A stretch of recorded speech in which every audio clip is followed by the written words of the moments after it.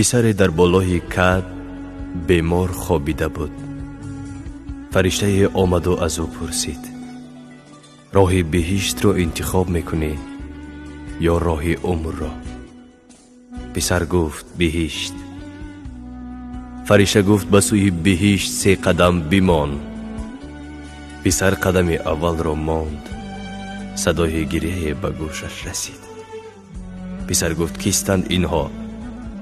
فرشته گفت خویشانت و دوستانت، تا 40 تو را از یادشان میبرارند. پسر قدم دوم را ماند. صدای گریه به گوشش رسید. پسر گفت این کی است؟ فرشته گفت این همسرت که تو را 1 سال عزاداری میکند، بعداً فراموشت میکند. باز قدم 3 را ماند که صدای تلخی گریه به گوشش رسید.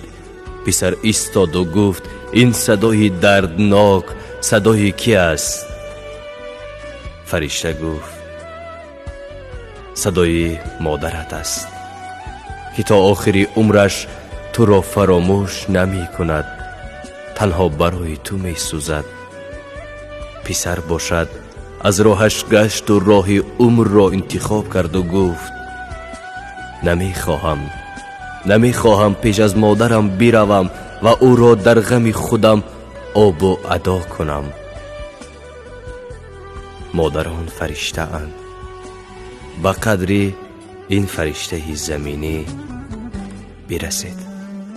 ای کاش مادر نمیرنده باشد.